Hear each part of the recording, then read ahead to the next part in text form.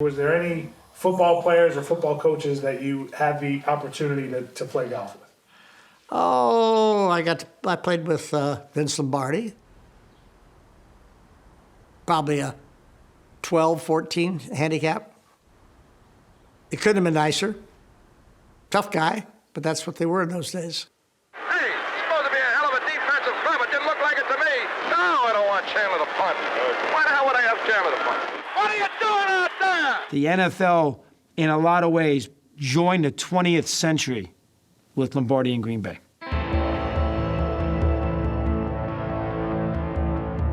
You go back and you think of the 60s, and pro football had a lot of growth. And what was the thing about why was there such growth? I guess I never studied it in that depth, but the reasons for the growth in the 60s, I feel. One, Vince Lombardi. The game is over. The Green Bay Packers are the National Football League champions.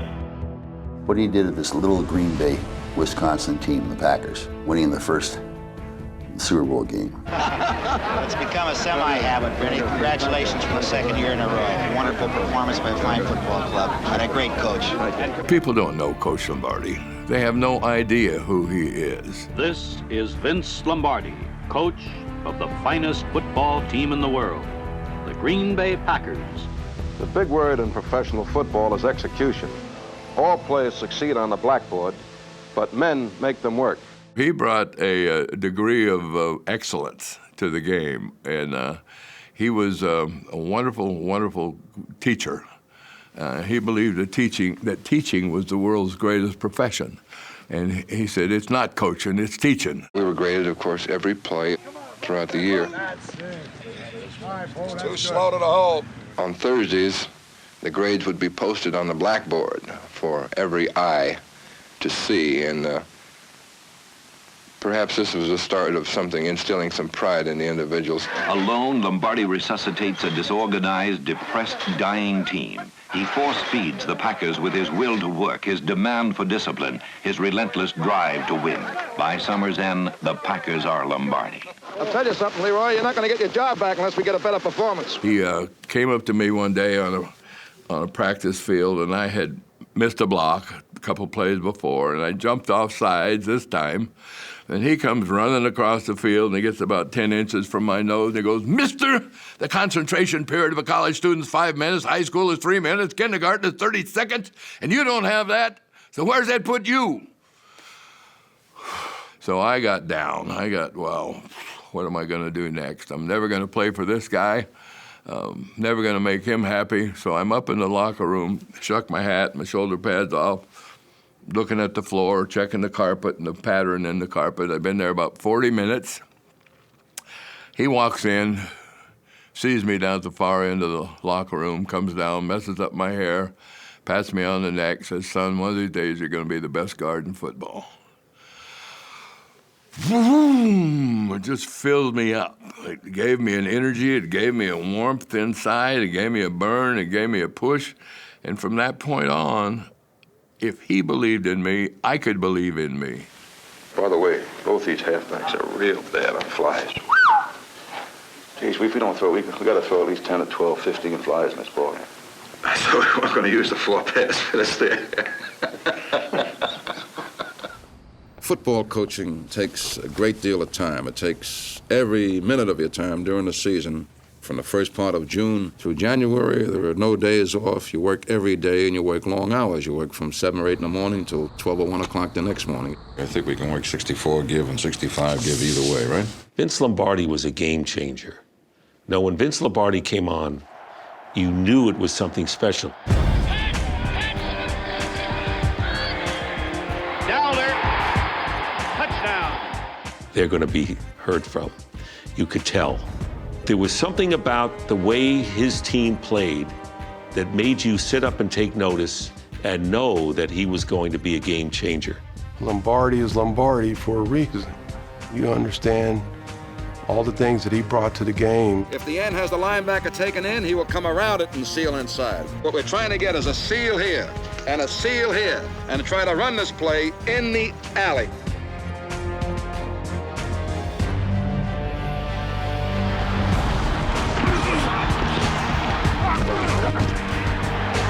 Gentlemen, this is the most important play we have. It's the play we must make go. It's the play that we will make go. And it's the play that we will run again and again and again. He's bigger than life, Lombardi. The guy was 9-1 in the playoffs. Starr begins the count. Takes the snap. He's got the quarterback. He's into the touchdown. And the Green Bay Packers are going to be NFL champions for the third straight year. He won 3 championships in a row. He won 5 total. The Packers are so integral in the history of the NFL. Well, if you look back at Vince Lombardi coached a long time ago, and they still look at Vince Lombardi being the standard in the NFL. If you really want to talk about the beginning of what we know as the NFL today, it starts with Lombardi in the 60s. And anybody who tells you differently doesn't know anything about football.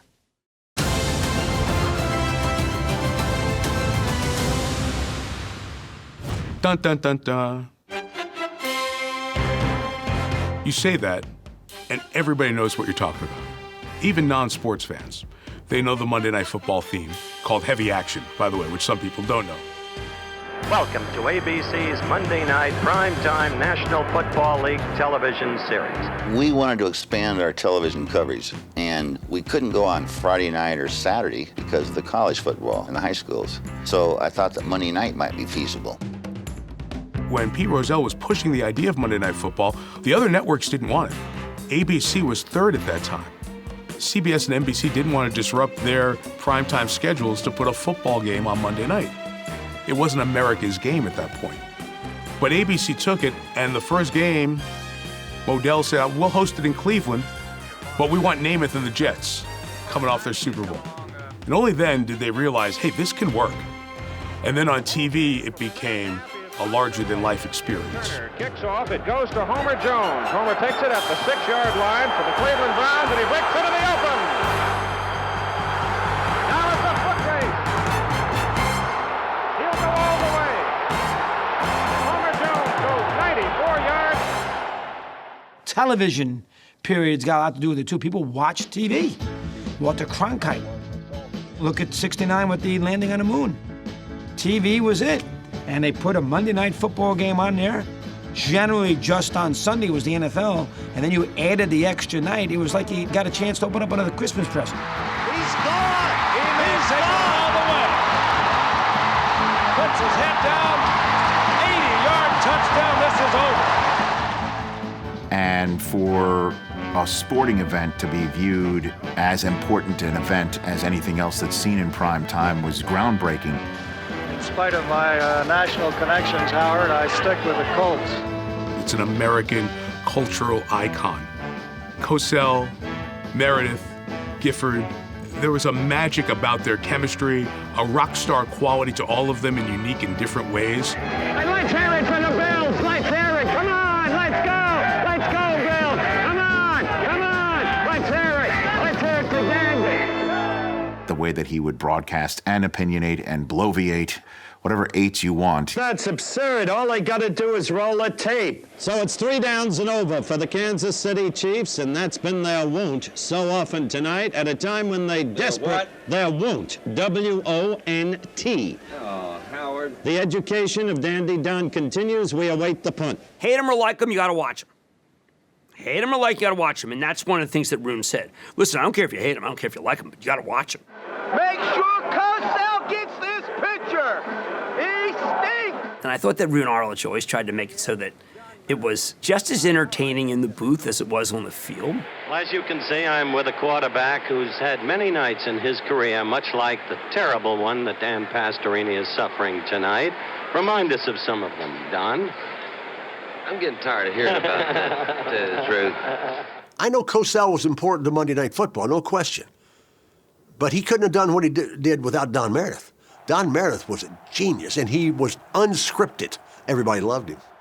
Turn out the lights. The party's over. They say that all good things must end. You almost felt like, you better watch in case you miss something. Right there is a vivid picturization of the excitement at Tundra. They're number one in the nation. It just made for a huge, seismic, weekly television event. Everything from the game to the commentary to the halftime to the celebrity guests that would stop by in the booth. It was a circus, and it was the one television product that put the NFL on a completely different footing that we all take for granted today.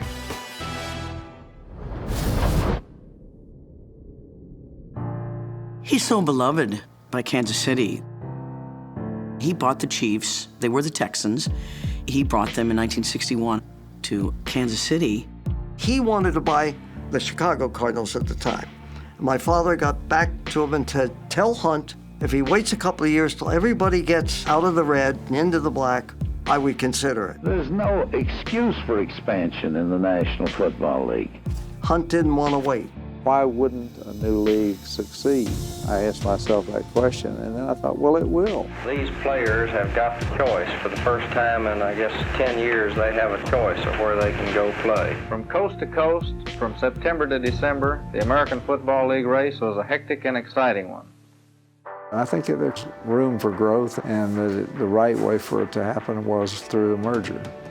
The key thing was that we wanted the teams to be successful, and we wanted a structure. And that structure included a common draft. It included a championship game between the two leagues. Who does this panel think won the war? Who won the war? I think it's beneficial to both. When you look at all aspects of this and the championship game, I think it'll be one of the biggest sporting events of the year, every year in America. You know, it's called the Super Bowl because of Lamar Hunt. Super small ball with more bounce per Zectron ounce than any other ball. My wife had given Super Balls, they were called, to my 3 children. And the best as I can figure out is that it sounded like Super Bowl was a bowl game, and hence the name Super Bowl. Thereafter, they began to refer to it as the Super Bowl. It was clear to understand there were championship games, and then there was going to be a Super Bowl, what has now become America's biggest sporting event. It's a beautiful trophy, and it really is a satisfying conclusion to the 10 years of the American Football League. And I want to say especially a thanks to the people of Kansas City. This trophy really belongs to them too, because the team is Kansas City's. He was completely beloved by the city and the players. You know when you see players having that sort of relationship with the owner, it's a great organization. I just appreciated the way he came around. Every game he would come to the locker room, win, lose, or draw, let us know that he really cared. There's Lamar Hunt, the founder, the owner of the Kansas City Chiefs. I can't believe that. Lamar Hunt's out there selling newspapers. Lamar Hunt was an innovator and was the guy that was transitioning for the game and really helped take it to another level. So integral in what we know and enjoy as football today. Homage and respect to Lamar Hunt.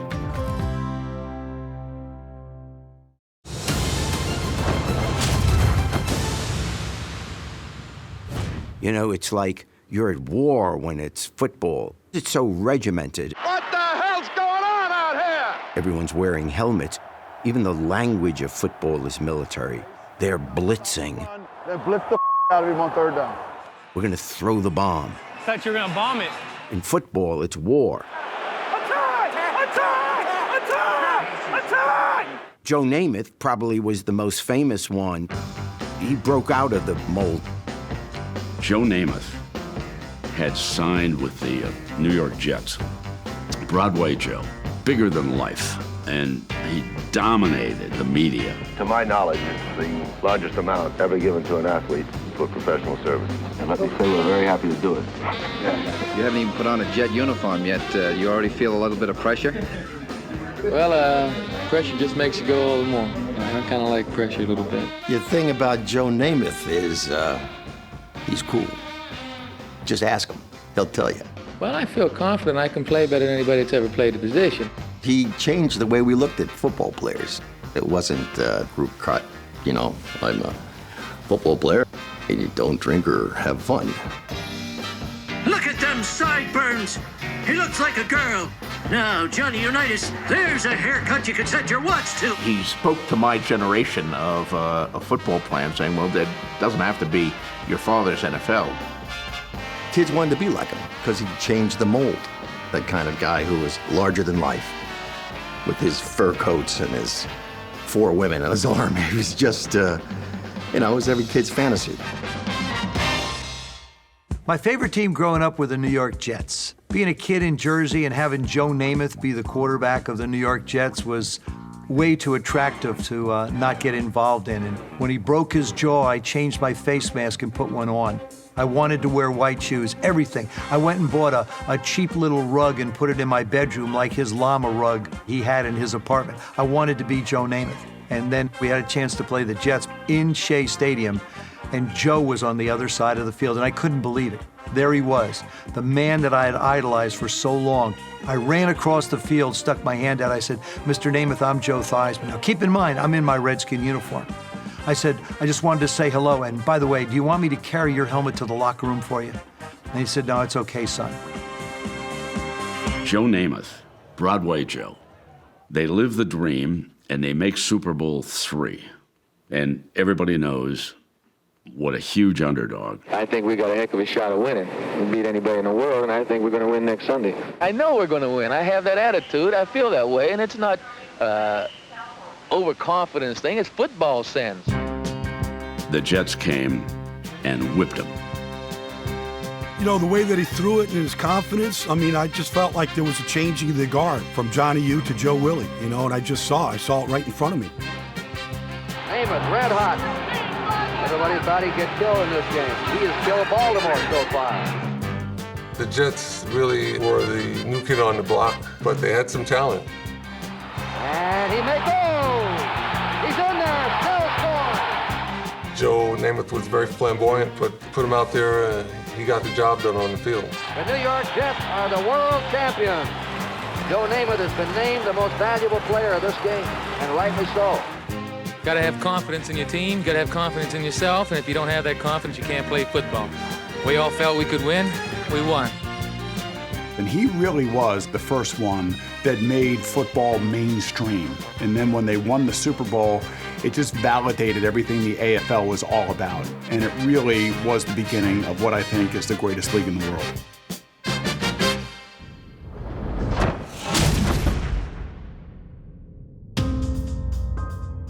It was not uncommon for African Americans to be shunned during the Depression when there were fewer jobs, and it was blatantly obvious that some of the best players in college football weren't even getting a tryout in the pro ranks. It is really difficult to find the evidence of what took place at the 1933 NFL owners meetings that actually led to the formation of the color line. It had been more than a decade since an African-American player had played in the NFL. But in 1946, there was a hearing in front of the Los Angeles Coliseum Commission to approve the Rams moving to the Coliseum. But the board of the Coliseum went to the Rams and said, "No deal unless you integrate." So this forced the hand of the Rams, and the Rams general manager, Chili Walsh, who was there at the hearing, said at that time, Kenny Washington, the great back from UCLA, is invited here and now to try out for the Rams, along with Woody Strode. And then the Cleveland Browns and Paul Brown signed Marion Motley and Billy Willis, which is what broke the color line. And that was how the NFL was reintegrated in 1946. Growing up in the segregated South, having that integrated team meant a great deal to Black Americans, but I'll never forget all those great players and how they changed the game. I know from being African American, they was afforded the opportunity to play in the National Football League way before Jackie Robinson was allowed to play in Major League Baseball. I think it helped pro football on a number of levels because the quality of the game got better. It opened it up to a broader audience. Eventually, the rest of the league caught up, and the NFL was successfully integrated. Without their performances and their personality and attitude, I don't think we'll have the game that we have today.